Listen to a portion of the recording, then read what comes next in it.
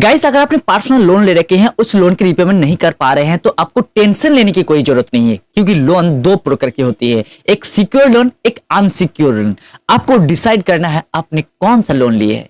Unsecure loan किसको कहा जाता है और सिक्योर लोन किसको कहा जाता है। अगर आपने अनसिक्योर लोन ले चुके हैं और उसकी रीपेमेंट नहीं कर पा रहे हैं, आपकी ईएमआई ड्यू चल रहा है, तो आप बिल्कुल टेंशन मत लीजिएगा, आपको कुछ नहीं कर सकता है।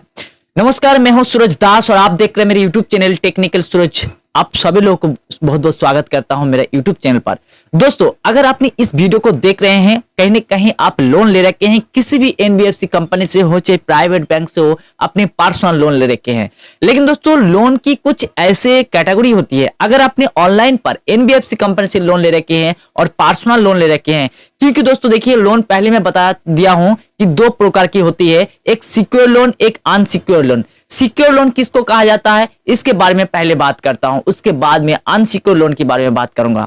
सिक्योर लोन होता है अगर आपने जो जैसे होम लोन हो गया, उसके बाद मॉर्गेज लोन हो गया, उसके बाद शिशु लोन हो गया, उसके बाद कार लोन हो गया, होम लोन हो गया। इस तरीके की लोन में क्या होता है, सिक्योर में कुछ सिक्योरिटी पर्पस के लिए कुछ ऐसे कागजात आपको रखना होता है, ताकि आगे जाके अगर अपनी लोन की रीपेमेंट नहीं करते हैं टाइम बाय टाइम, 1 महीना, 2 महीना, 3 महीना, 6 मंथ तक अगर अपने लोन की रीपेमेंट अगर नहीं करते हैं, लोन की ड्यू अमाउंट को पे नहीं करते हैं, तो आपके खिलाफ बैंक ने कुछ ऐसे कार्रवाई कर सकते हैं, आपको जेल भी भेज सकता है।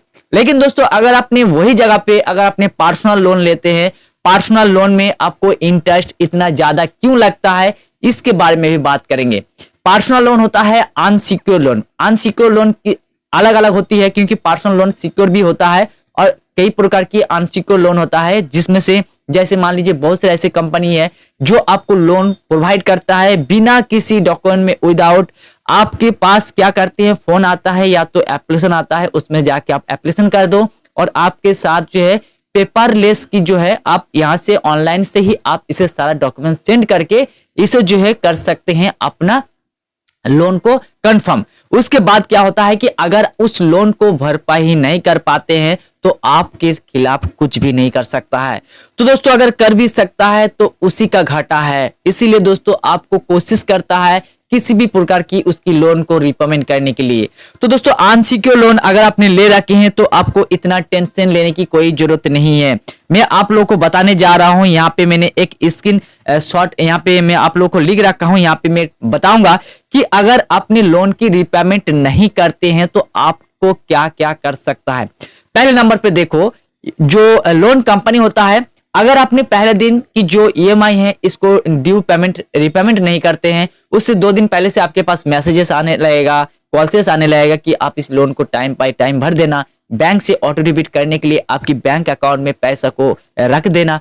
ठीक है, तो इस तरह की बातें होते रहेंगे। उसके बाद उस दिन को कुछ नहीं बताएंगे। अगर उस दिन मिस हो गया तो उसके अगले दिन से आपके पास फोन आना स्टार्ट हो जाएगा। फोन आने के बाद आपको हैरेसमेंट किया जाएगा, बार बार आपको फोन किया जाएगा।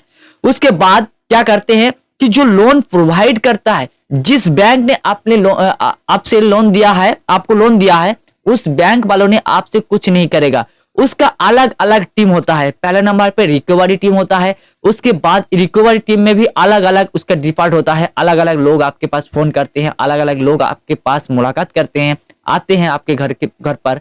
उसके बाद फोन के लिए कस्टमर केयर हायर करते हैं, जिससे सिर्फ वही बातें बताया जाता है कि आप इस लोन को पे कर दो, अगर पे नहीं करते हैं तो आपकी इतने इंटरेस्ट लग जाएगा, आपकी सिविल स्कोर खराब हो जाएगा। ये बात तो सच है, लेकिन इस कस्टमर केयर की मदद से, कस्टमर केयर की वजह से जिसके पास फोन जाता है उसको अच्छी तरह से समझाता है। कई बार क्या होता है, अगर आपने पहली बार लोन ले रखे हैं, ऑटो डेबिट कर दिया है और आप बैंक में पैसा ही नहीं रखे, पैसा आपके पास है, आप चाहते हैं कि इसे ऑनलाइन पर ट्रांजैक्शन कर दे, लेकिन आप कर नहीं पा रहे हैं, तो इस मामले में आपको क्या करते हैं कि आपके खिलाफ कुछ ऐसे हो जाता है। मान लीजिए इसके मामले में आपको समझाया जाता है, समझाने के बाद आप उसे पे तो कर देते हैं, लेकिन आपकी जो है यहाँ पे मैं आप लोगों को बता रहा हूं, अगर आपने पहला 30 डेज तक अपनी लोन की रीपेमेंट नहीं करते हैं तो आपके खिलाफ जो है यहाँ पे मैं आप लोगों को बताऊंगा कि देखिए, यहाँ पे 30 डेज तक अगर आपने लोन की रीपेमेंट नहीं करते हैं ना, तो यहाँ पे आपकी SMA1 लग जाता है। इसका मतलब होता है कि स्पेशल मेंशन एसोसिएट 1 लग जाता है। उसके बाद अगर आपने 60 डेज तक इस लोन की रिपेमेंट नहीं करते हैं तो 2 लग जाता है। अगर आपने 90 डेज तक अपनी लोन की रिपेमेंट नहीं करते हैं तो आपको एनपीए कहा जाता है। एनपीए का मतलब होता है नॉन परफॉर्मिंग एसोसिएट।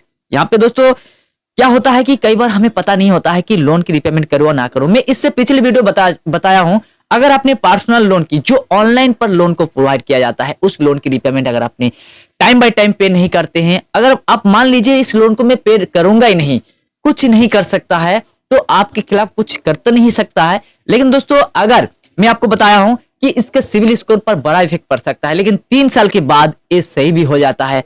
अगर आप इतना सारा जो है एक्ट लगा देता है, मान लीजिए आपकी ज्यादा अमाउंट है, तो इसमें दूसरा भी यहाँ पे लग जाता है जिसको कहा जाता है सेक्शन 138। सेक्शन 138 का मतलब आपकी खिलाफ जो है बाउंस की यहाँ पे केस लगाया जाता है। बाउंस का मतलब आप पैसा नहीं दे रहे हैं, धोखाधड़ी कर रहे हैं, चेक दे रहे हैं, चेक बाउंस किया जाता है, इस तरीके की मामला आपके ऊपर ठोक देता है।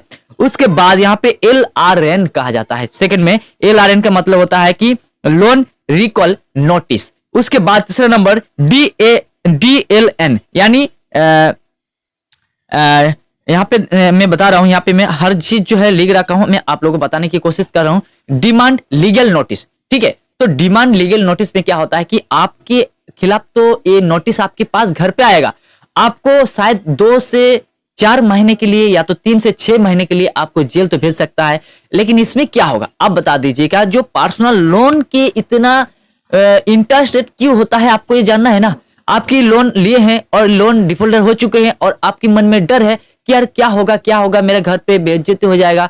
उसके रिकवरी एजेंट आता है आपसे पैसे को कलेक्ट करने के लिए। देखिए ये जो रिकवरी एजेंट होता है वो अपना आदमी नहीं होता, उसका एक डिपार्ट होता है, उसमें हायर किया जाता है। मान लीजिए आपके 50,000 रुपया पड़ा है, तो उस 50,000 से उसको 10% लगता है या तो 20% लगता है। तो इसी तरीके से वो किसी भी तरह उस पैसे को, अपनी जो लागत है उस पैसे को निकाल लेता है। क्योंकि जो इंटरेस्ट रेट होता है पर्सनल लोन की इसीलिए ज्यादा होता है क्योंकि उसको पता है कि यहाँ पे 90% लोग जो है ये रिपेमेंट टाइम पर नहीं करते हैं।